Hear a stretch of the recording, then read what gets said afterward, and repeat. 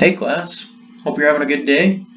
At this point in time, you should have already read the Ford ADAS article and watched the short video in the Ford ADAS section in Canvas.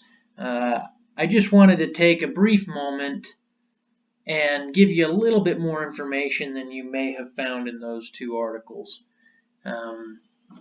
I've just got a picture pulled up here.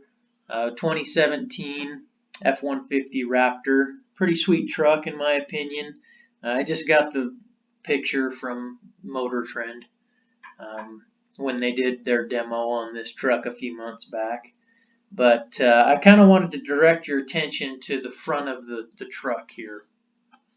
So what we have is just the front end of the truck. But this model here is equipped with the lane keep assist feature. Okay, lane departure warning, lane keep assist.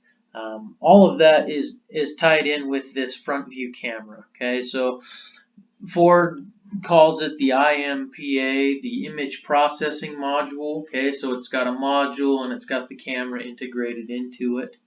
Kind of a neat thing about this module here, it actually has a defrost heater in it as well. I mean, it would make sense. The threshold is like 41 degrees, so if it's 41 degrees or below, it'll turn that defroster on so that that camera has a clear view of the road, which makes sense. Kind of cool for the lane keep assist feature. Obviously, that ties in with the steering control module and several other modules to help assist in that. But just kind of wanted to make you aware of that. Most manufacturers have the front view camera if they have that lane keep assist feature. Kind of on a side note, there's about 10 different modules that communicate for this feature to occur. So you have that image processing module. You have the cruise control module if it's equipped. You have the power steering control module.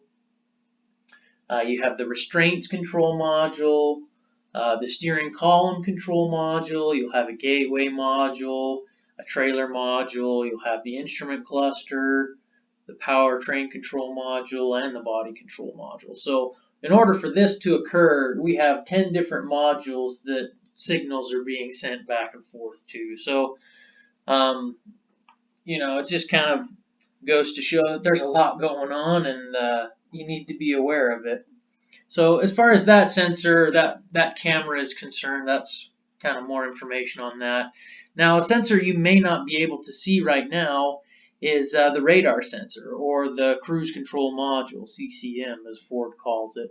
It is actually hidden behind this panel right here. So if you were to take this little plastic panel off right here, you would see that the cruise control module and the radar sensor are mounted right here. So let's say if we're in a collision, or we're at the sand dunes sending this truck off some big jumps and plow into like a sandbank or something, and we've somehow misaligned that radar sensor, there is actually a way to adjust that.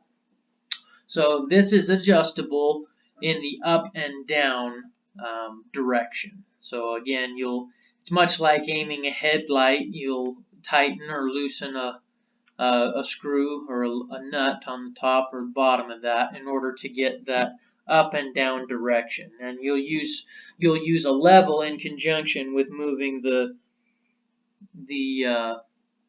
tightening or loosening those bolts to get that adjusted. So once you have that adjusted back to where it's level, that's all the adjustment that you can do mechanically. So once you have it set mechanically, then that left and right motion, or that left and right direction, is then set via programming or learning. So that's kind of a neat, kind of interesting, kind of FYI type of a deal. just kind of side note, the radar starts to work anywhere above 12 miles an hour, 12 to 18 miles an hour. Okay, so it doesn't work below that.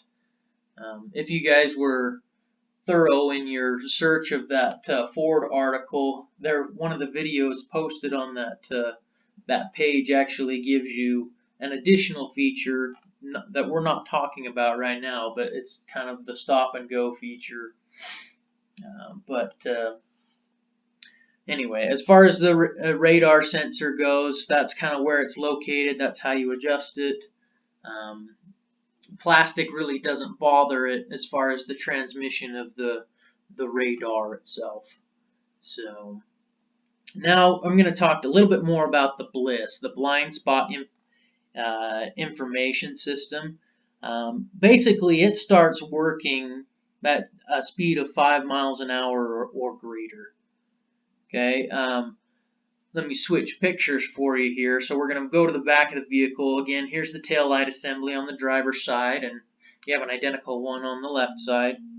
And basically what this has in it is a side obstacle detection module. Okay, so we actually have a radar sensor that is bolted to the back of this light. And so it is a radar sensor. Its range is roughly 13 to 15 feet. Okay, and so that's from the rear bumper out. And it's kind of neat, kind of cool. It works in conjunction with the rear view camera here. So when you put the vehicle in reverse, these radar sensors are activated. So let's just say you're backing out of a stall at the grocery store and you got two big box fans on either side of you, and let's just say your camera is not a wide enough angle to tell you if things are coming. This will help you to know if you have a bicyclist or another car coming your way where you can't see it. Basically, it's designed to pick up moving objects that are moving about 5 miles an hour or faster, all the way up to about 37 miles per hour. Okay, so again, this feature is pretty nice, the BLIS feature, with the cross traffic alert. So BLIS is just blind spot information system, but the cross traffic, CTA, is what Ford calls it, cross traffic alert. That cross traffic alert only works in reverse. So just kind of a little bit more information on that. Kind of cool.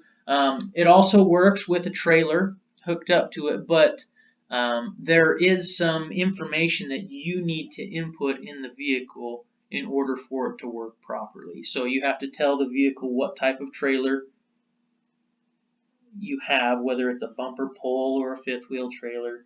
You have to tell the trailer or width, and you have to tell the trailer length.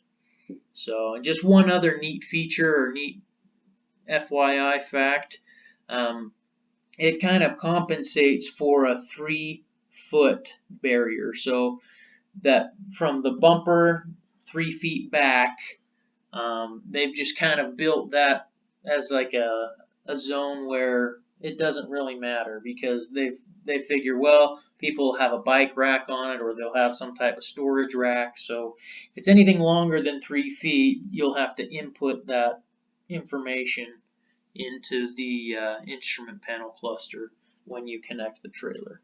So anyway, I hope this was helpful. Hope you got some information out of here that you didn't know before. And like I said, I wish we could have had a live one so we could, give you a full walk around, but I think these pictures will suffice for now. So again, if you have any questions, don't hesitate to send me a text or send me an email.